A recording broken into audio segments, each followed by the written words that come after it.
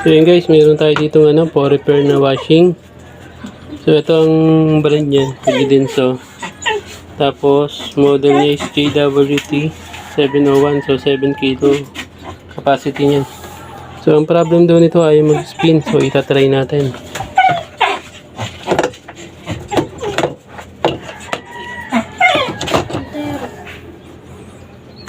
So yun, nakasaksak na yan, so i-timer natin siya.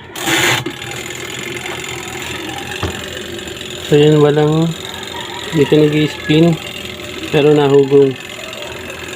So ito po ay full tutorial lang po ito para kahit kayo ay magawa nyo, ma-DIY nyo. So sundan nyo lang yung tutorial. Tatanggalin muna natin sa saksak. So hayaan muna natin matapos yan. Huwag nyo ibabalik kasi masisira yung timer natin. So proceed tayo sa sa likod.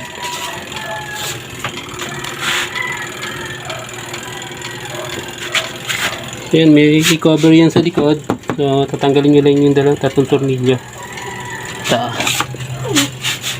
Tanggal.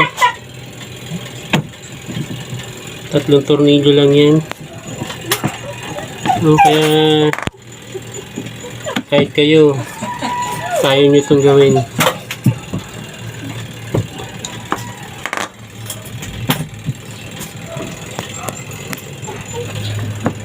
Ayan, tanggalin natin itong tornilyo. Ito, iangat nyo lang o kaya banyo. Yan, tanggalin nyo lang yan. So ayan. So since ang problem niya ay sa spin, so ang motor ng spin natin is ito. Ayan yung sa washing. Yung isa. So ang bang possible problem? Ba't hindi siya nag-spin? So hugong lang. So ito, nakita na natin yung sira. Timano, yan. Tanggal yung kanyang yung preno. Ito ay preno niya sa spin.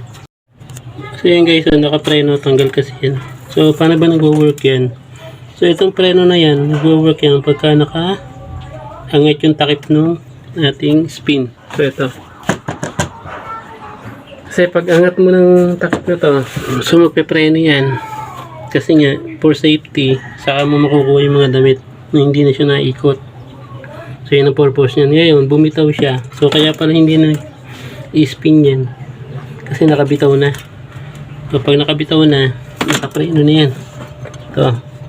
Hindi na iniikot, nakapreno na.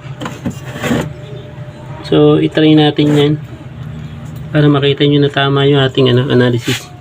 So isasalpa ko yan. Salpak natin. So kahit kayo, kaya nyo itong gawin. Salpak natin to. Spin tayo. Spin na yan. So yan pinaikot. So hilahin lang natin to para makita nyo na nakapreno nga yan. So yun natin yan. So papatayin na natin yan. Butin ko na.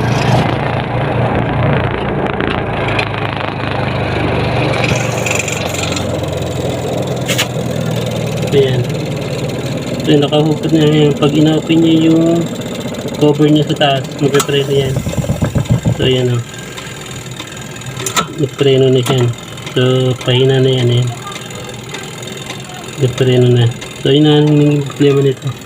So gawin natin dyan. Babalik lang natin yan sa pagkakatanggal. Tapos yung dulo nito dito yun sa may takip. So bubuksan natin to. So yan, ikakabit ko muna, bubuksan ko din, tingnan natin kung paano dito yan ikabit at bakit siya natanggal.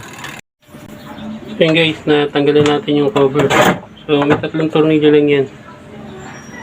Isa, dalawa, tatlo. Tatlo yung tatanggalin nyo. Then ito na yun. Kaya pala natanggal, basag yung pinupuluputan dito. So gagawin natin yung diskarte ito para gumana siya. So isip lang ako ng diskarte dyan para mabalik natin yung preno. Tsaka itong strap na to. So yun guys, ito yung solusyon na ginawa natin. Lagyan natin ng bolts. Binutasan natin yan. So ganyan na discarte dyan. So okay na yun. So ipa-final fix ko lang, then final test tayo. So yun guys, na fix na natin yan. Nakabit na natin. Ayan. Ayan.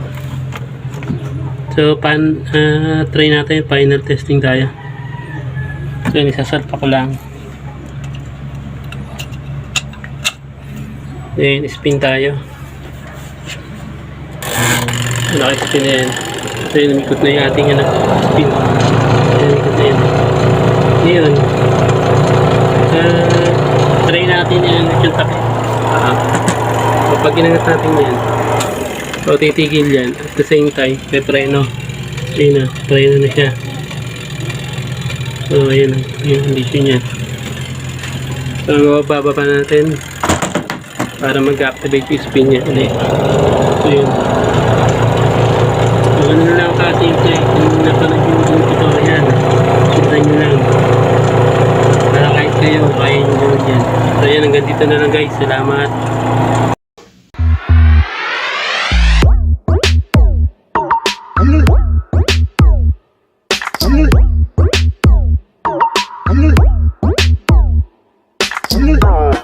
Oh,